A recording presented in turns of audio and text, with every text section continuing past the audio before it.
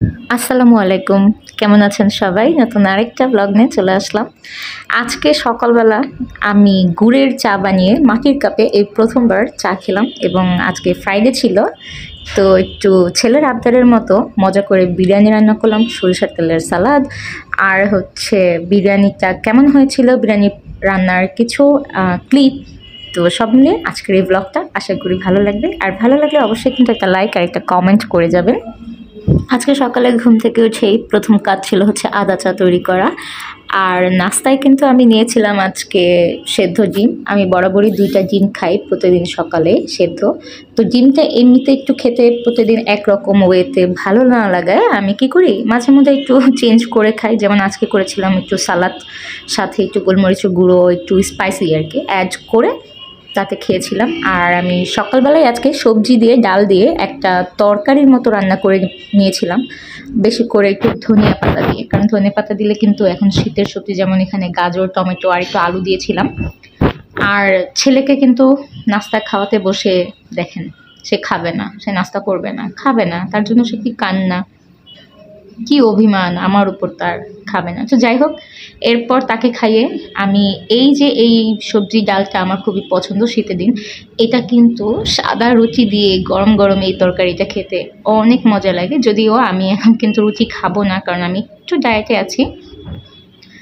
তাই আমি এখানে কিছুটা মুড়ি নিয়ে নিলাম, আমি এটা দিয়ে খাবো। আর এই জন্যই আমি ডাল ডাল একটু ঝোল ঝোল রেখেছিলাম তরকারিটা, এই যে খাচ্ছিলাম গরম গরম। আমার কাছে কিন্তু এটা খুব ভালো লাগে। আমি মাঝে মধ্যেই সকালে ডাল দিয়ে বিভিন্ন সবজি দিয়ে খাই। তো তারপরে হচ্ছে আমি আজকে গুড়ের চা খাবো। এখানে আমি অথেন্টিক গুড়ের মানে খেজুরের গুড়ের চা তৈরি করে খাচ্ছিলাম। আজকে আমি প্রথমবারের মতো কিন্তু মাটির কাপে বাসায় নিয়ে আসছিলাম একটা কাপ, খুব শখ করে। সবাইকেই দেখি মাটির কাপে এখন শো অফ করে কিনা যায় না, তো যাই হোক আমিও তাই নিয়ে আসছিলাম। তো এনে এই কাপটাতে আমি গুড়ের চা বানিয়ে ছাদে চলে গেলাম, কারণ গাছগুলোকে পানি দিব, গাছের সাথে একটু দরকার সময় কাটানো। তো যে ভালো লাগলো, গাছগুলো দেখলাম। আমাদের বিভিন্ন ফলের গাছ আছে ছাদে, আমাদের ছাদটা কিন্তু বেশ সুন্দর, এখানে কামরাঙ্গা ধরেছিল। তো সকাল সকাল কিন্তু এই আমেজটা অনেক ভালো লাগে, একটা গ্রামীণ একটা ভাইবস দেয়। ফলের গাছগুলোতে ফল, যেমন দেখেন এখানে সবেদা ফল ধরেছিল, তারপর আরও এখানে ডালিম গাছে ডালিম ফল। তো খাচ্ছি আর গাছগুলো দেখছি, রোদ পোহাচ্ছিলাম সকাল সকাল, ভালো লাগছিল। আরও দেখলাম এখানে আমাদের জামরুল ধরেছিল, জামরুল গাছে। আমাদের ছাদটা কিন্তু অনেক সুন্দর, লেবু ফুল এসেছিল, ওখানে লেবুও হয়ে আছে, দেখেছেন? এই জিনিসটারই আমার খুব ভালো লাগা কাজ করে, একটা গাছের ছাদে ফল। আর এই যে আমাদের ওই লেবু গাছটার অনেক লেবু হতো একসময়, এবং অনেক লেবু খাওয়া হয়েছে, এখন আর নাই, শুকিয়ে যাচ্ছে। মরিচ গাছের মরিচ ফুল হয়েছে, টমেটোর বেশ কয়েকটা গাছে টমেটো হয়েছিল, লাউ গাছের লাউ ফুল। আর ছিল এখানে দেখেন বড়ই হয়েছিল, সাথে একটা শিম গাছে দেখেন মাশাল্লাহ কত শিম এসেছে। শিম গাছটা মাশাল্লাহ পাতা কম, বাট অনেক অনেক শিম এসেছিল। এই জিনিসটা দেখে আমার একদম খুবই ভালো লাগলো। তারপর বাসায় চলে আসি। এসে আজকে শুক্রবার ছেলের দাবিতে গরুর মাংস বের করে প্রসেসিং করে রেডি করে নিই।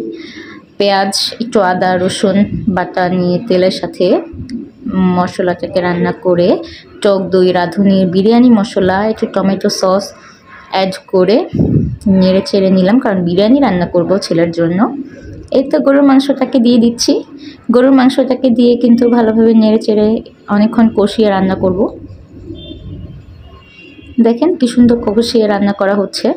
আর এখানে আমি আজকে চাষির পোলাও চালটা নিব। আর চাষির পোলাও চালটা কিন্তু আমার অনেক ভালো লাগে, এটাতে আমার পোলাওটাও কিন্তু বেশ সুন্দর হয়। চালগুলোকে প্রথমেই ধুয়ে কিছুক্ষণের জন্য পানি ঝরতে রেখে দিব, এতে পোলাওটা সুন্দর হয়।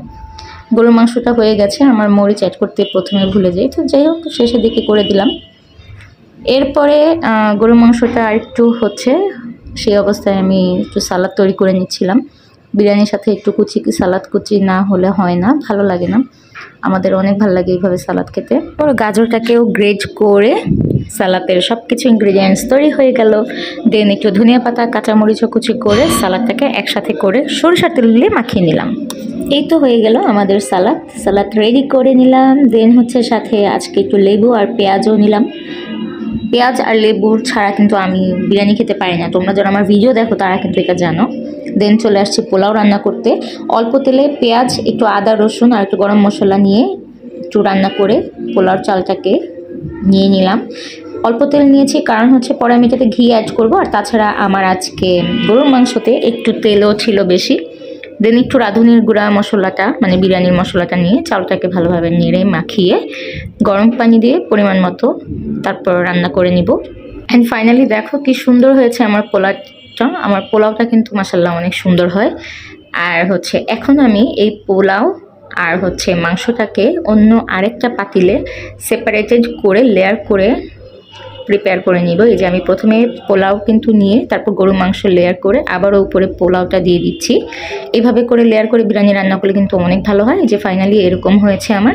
উপরে আমি অনেকখানি ঘি দিয়ে দিয়েছি আর তারপর বেশ কিছুক্ষণ দমে দেওয়ার পর এই যে দেখো ফাইনাল লুকটা এরকম। এখন আমি একটু বিরিয়ানিটাকে ওপর নিচ করে একসাথে করে মাখিয়ে নিব।